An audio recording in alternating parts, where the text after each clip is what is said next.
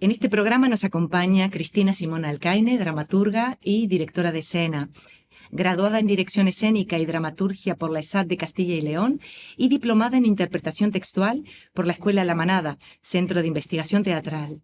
Completa su formación en la Academia Teatralna en Białystok, Polonia, escuela especializada en teatro de objetos y marionetas. En el ámbito de la escritura teatral, María Velasco, José Manuel Mora, Sergio Martínez Vila o Laura Rubio Galletero han sido algunos de sus maestros.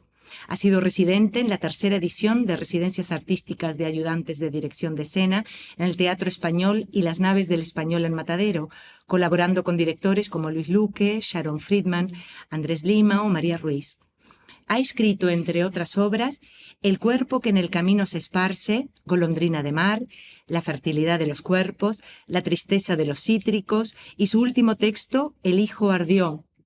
Dentro del marco de Injuve, realiza una residencia artística co-creación con Chelis Quinzá, 14 cuadros sobre el temblor y un epílogo sobre mi madre.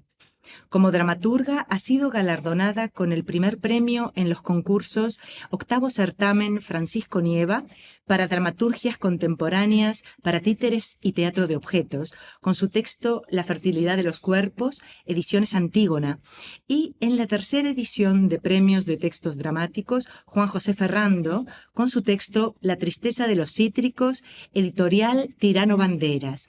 Muchas gracias, Cristina, por compartir este tiempo con nosotras. Muchas gracias a vosotras. Cris, ¿por qué teatro?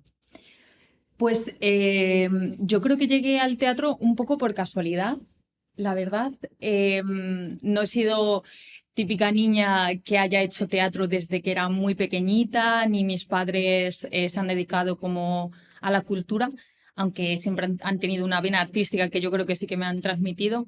Entonces, nada, yo empecé desde pequeña con la música, con el conservatorio, que lo dejé, pues no sé, con 14 años, que tocaba el violín.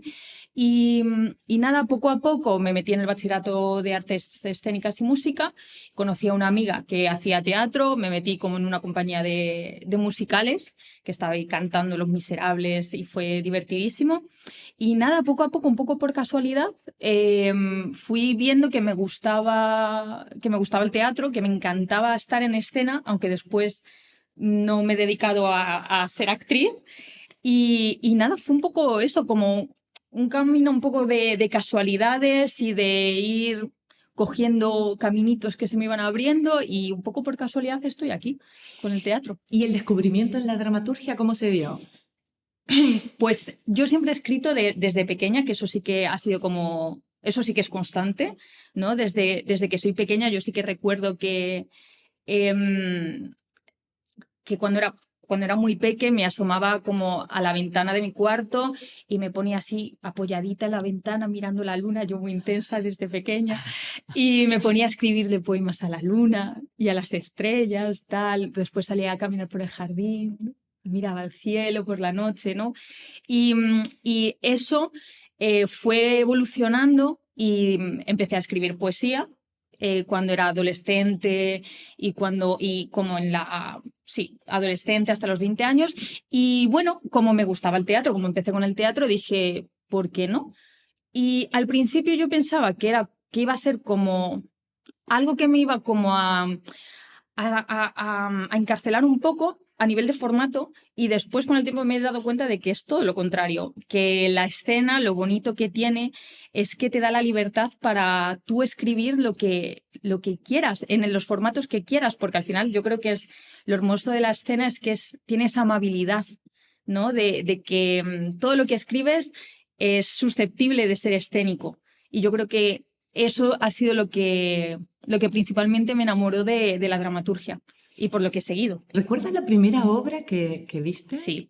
Y esa ha sido, yo creo, de importancia, o sea, de suma importancia, porque recuerdo que era súper pequeñita en el Teatro Federico García Lorca de Getafe, de donde soy yo, y creo que era una función que vi cuando iba pues de peque a música y movimiento en la escuela de música. Nos llevaron a ver una especie de espectáculo musical de títeres, y yo recuerdo de verlo, de repente era un espectáculo como de títeres, en el que creaban como un océano con unas marionetas enormes que brillaban en la oscuridad y hacían un océano enorme y precioso. Y recuerdo que en un momento como que los actores bajaban del escenario y nos daban a cada uno, a los niños, un pececito que brillaba en la oscuridad y nos decía, ahora tenemos que hacer entre todos el mar, no sé qué.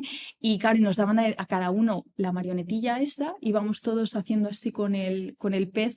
Y, y yo recuerdo de esa obra la fascinación. O sea, no sé qué obra era, no sé quiénes eran, no sé nada, pero sí que recuerdo ese mundo de repente fascinante que se abría ante los ojos de una niña que no tenía ningún tipo de expectativa hacia lo que estaba viendo y esa magia. Y yo creo que eso me ha marcado mucho. Y creo que es algo que después como que sigo buscando, ¿no? Como esa fascinación, ese mundo de repente que se abre. ¿Y de qué te alimentas como creadora? ¿Cuáles son tus fuentes de inspiración? Bueno, yo creo que un poco todo, ¿no? O sea, a mí, por ejemplo, no sé, el otro día estaba en la cama, estaba durmiendo y escuché por la ventana a una niña hablando con su abuela. Y le decía a la niña a la abuela, todavía no es verano. Esto fue hace 5 días. Y le decía a la abuela, ¿cómo que no es verano? Claro que es verano. Le decía a la niña, no es verano porque todavía no estamos haciendo las cosas que hacemos en verano. Todavía no nos hemos sentado en la puerta con las sillas. Y para mí eso, por ejemplo, esa frase de esa niña me abre como, me hace una chispa en la cabeza y digo, ¡guau, qué bonito, qué evocador! Me resulta como evocador. Entonces, yo creo que en todo lo que veo de cine, o leo, o escucho de canciones o de lo que sea, o conversaciones, yo creo que es eso. A mí lo que me alimenta es eso, esas cosas que de repente a mí me despiertan como, no sé, ese algo que no sé, pero que me enternece. ¿Y cuáles son tus referencias? ¿Qué dramaturgas o Ujú. dramaturgos te interesan o te mueven? Pues, a ver, me gusta mucho Coltés, es como también un constante. Artaud, yo creo que todas hemos tenido como una época, ¿no? En la que nos ha fascinado muchísimo el teatro de la crueldad y los escritos. Y sí, o sea, como que en Artaud, en Coltés y en, bueno, no sé, en María Velasco también, como que fue mi profesora, y es ese tipo de escritura que despiertan nuevos mundos, ¿no? O no sé si nuevos mundos, sino mundos que están ocultos, ¿no? Luego estuviste en la Academia Teatralna en Ujú. Polonia, que era una escuela especializada en teatro de objetos. ¿Cómo fue esa experiencia? Pues esa experiencia fue fascinante, la verdad, porque yo es verdad que no venía de una tradición como de teatro de objetos y de teatro de marionetas y así. Sí que es verdad que con mi amigo Miguel siempre hemos hecho vídeos y hemos grabado cosas en los que siempre estaba presente como lo inanimado, ¿no? O sea, el objeto y jugar con esos códigos, ¿no? Con dar vida a lo muerto y tal. Y entonces elegí irme a esa escuela un poco, pues eso, como por ese interés. Y ahí descubrí un mundo que es que yo no me habría imaginado y una pasión hacia los objetos y las marionetas espectacular. Y yo lo que sí que me llevo, sobre todo de esa experiencia, aparte de que del trabajo, de un trabajo muy constante y muy duro y muy enriquecedor, me llevo sobre todo como la sensación de cuando estás animando un objeto, cuando estás con una marioneta, la sensación de tú ser como de ser simplemente un canal, ¿no? Que dota de vida a un ser que en un principio no la tiene, que yo creo que sí que la tiene, ¿no? Que simplemente ahí uno tiene que estar como disponible, ¿no? Para que esa vida, esa otra vida se manifieste. Y para mí fue descubrir eso, esa vida oculta de objetos, de marionetas, y bueno, y que es divertidísimo. O sea que me lo pasé muy bien, Y o sea, tiene muy algo de bien. medio único, ¿no? Sí, sí, También, sí, porque totalmente, totalmente. Es fascinante, la verdad. Y es un descubrimiento constante con las marionetas y con los objetos. Me asomo a la ventana del pasado en busca de la niña. Dice el personaje de Carice en un momento de la obra El cuerpo que en el camino se esparce. Es un personaje presente en tu obra, la figura del niño o de la niña, desde diferentes sitios y también con diferentes estrategias dramatúrgicas. ¿Cuál es el origen? ¿Cómo surge esa voz? Yo creo que la niña y los niños siempre son esa niña que yo fui.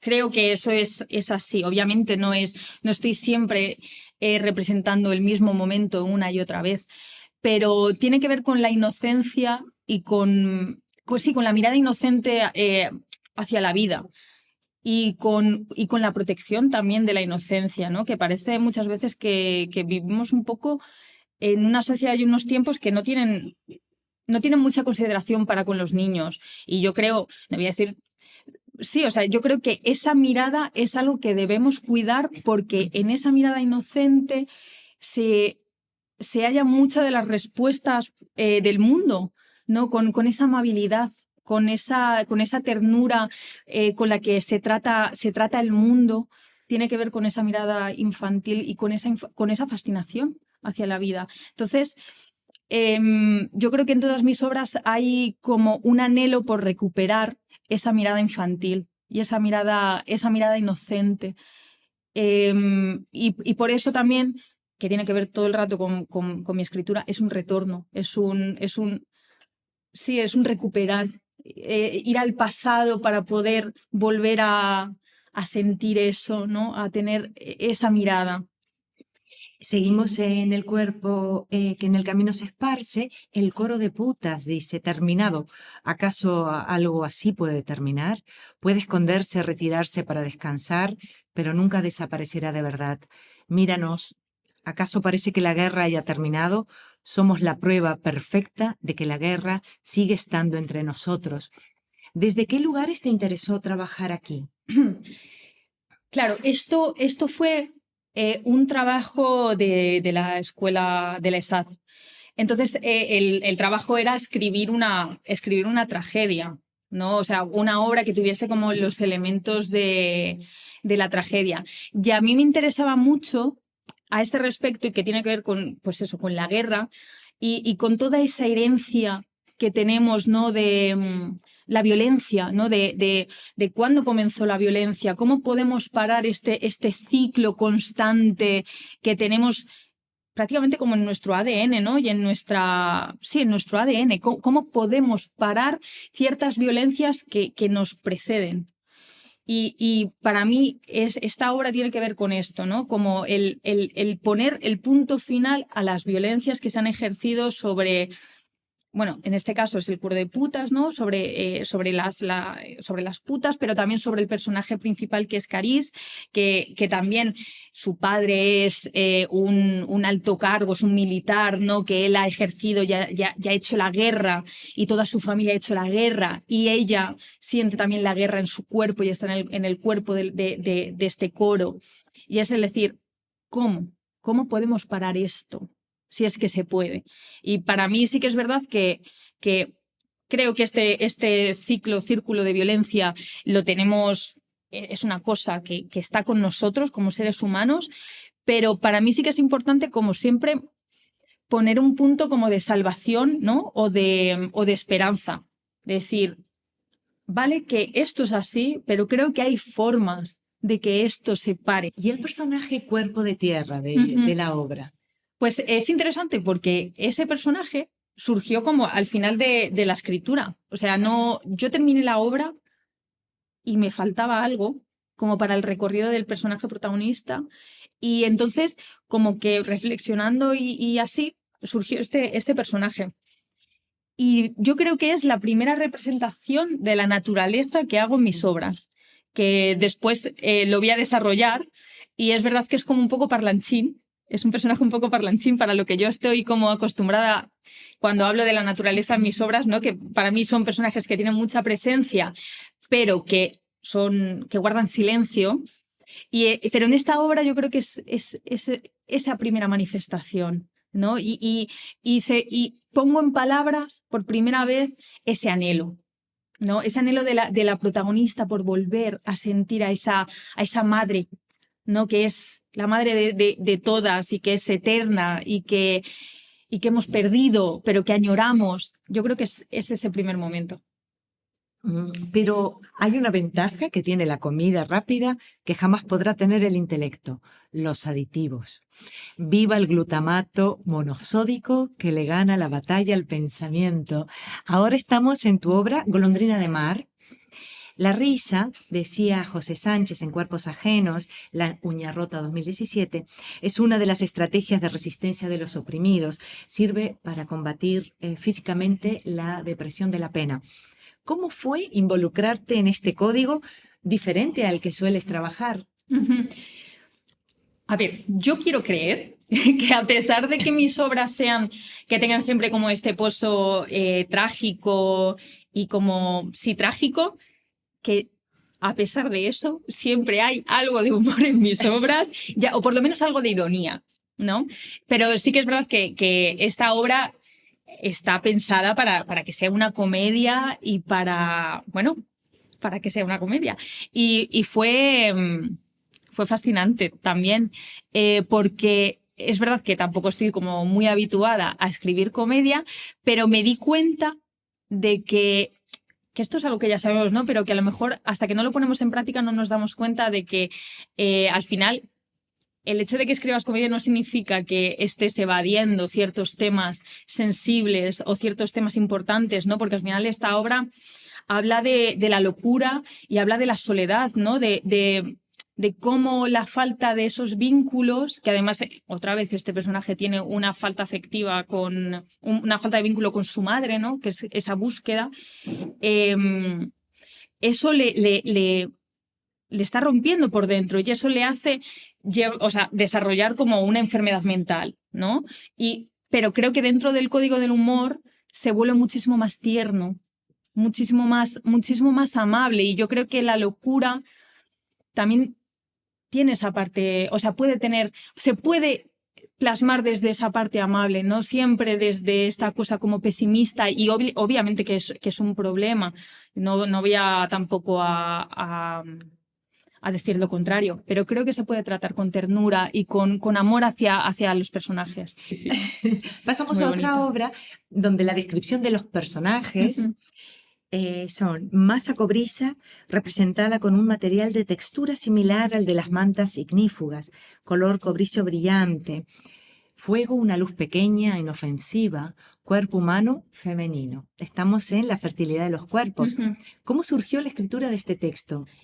Vale, esta escritura de esta obra surge en Polonia, en la Academia Teatralna, y no fue primero el texto, primero fue el espectáculo. Entonces yo comencé a desarrollar sí, un espectáculo, sí, una obra en la que está basada en Prometeo.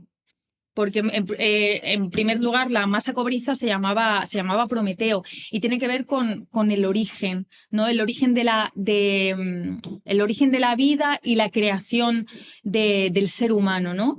Y entonces yo comencé a elegir ciertos materiales allí en Polonia que me permitiesen desarrollar, pues, este espectáculo. Y había por ahí, porque fue un poco casualidad, una manta ignífuga que yo comencé y dije, a ver cómo se comporta esto, a ver qué posibilidades escénicas me puede dar. Entonces comencé a manipular esa manta, que es maravillosa. Yo creo que se usa mucho en escena porque esos brillos, esa textura, esos sonidos que tiene, es súper rico, es súper escénico. Y pues comencé a generar una relación con esa manta que era Prometeo, y el cuerpo femenino en este caso era el mío. Y después surgió esa luz, ¿no? Que esa luz es, bueno, el fuego de Prometeo, ¿no? Pero es un fuego un poco pícaro, ¿no? Porque sí que está con Prometeo, pero el ser humano también le atrae, es esa curiosidad del fuego y del ser humano también por ver quién tiene el poder, quién tiene tal. Y empezó a surgir un poco así por la manipulación de esos elementos, y generé, pues eso, este espectáculo. Y después, más tarde, fue cuando me propuse llevarlo a la escritura. Entonces, realmente el texto es un ejercicio de memoria sobre ese espectáculo que yo realicé, que también es bonito, ¿no? Porque de repente, en el momento en el que yo me puse a recordar, muchas cosas tuvieron más sentido del que...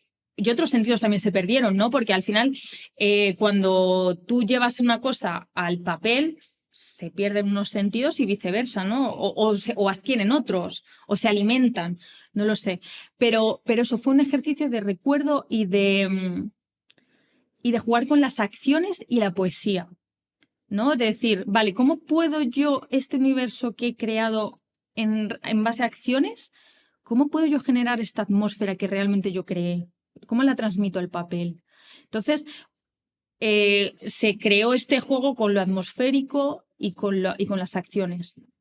Fue un poco así. En el prólogo de la edición La tristeza de los cítricos, editorial Tirano Banderas 2023, María Teresa Hernández Avilés escribe: ojalá llegue el día en que la inocencia de nuestra niñez no se vea ensuciada por la mirada de los demás. ¿Qué te motivó a escribir ese texto?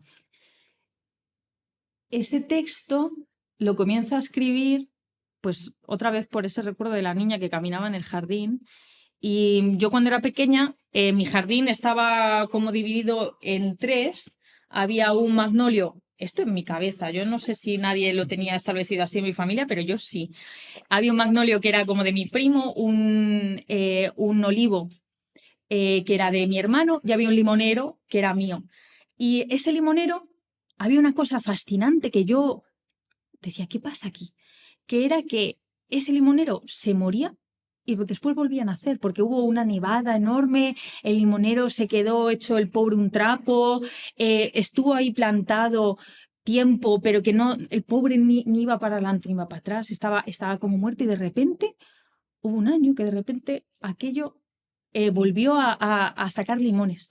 Y así como varias veces, de como varios sucesos en los que había ahí un proceso, algo estaba sucediendo que yo no entendía.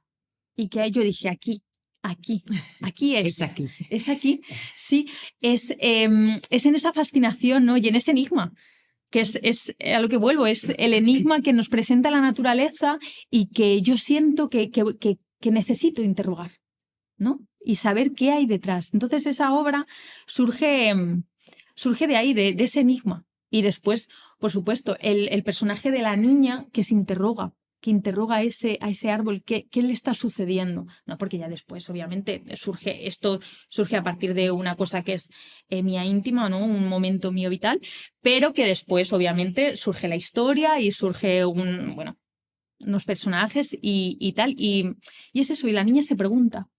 La niña se pregunta. Y aquí está también la inocencia, que es Claro. uno de tus temas, ¿no? Sí.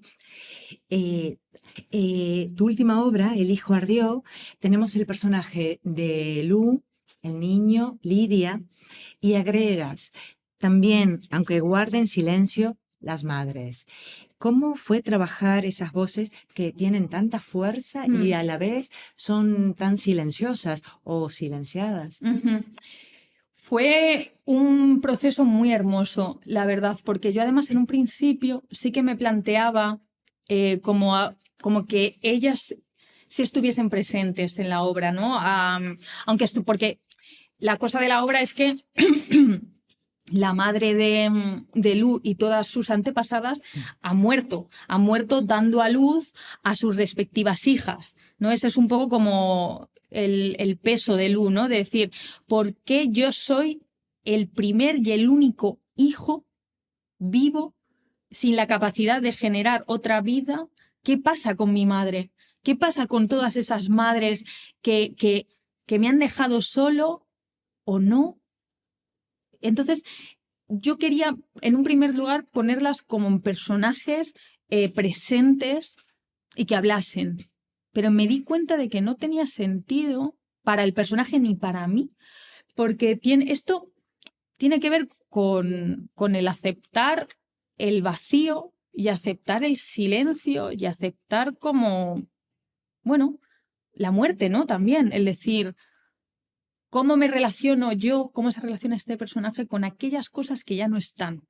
Que ya no están significa que no me estén diciendo nada, ¿no? O sea, para mí los muertos siguen teniendo una presencia, seguimos dialogando con nuestros muertos, ¿no? Que eso yo creo que es una cosa que en todas las culturas está de algún modo u otro. Y por eso es las madres, aunque guarden silencio, porque, porque están con nosotros y nos hablan.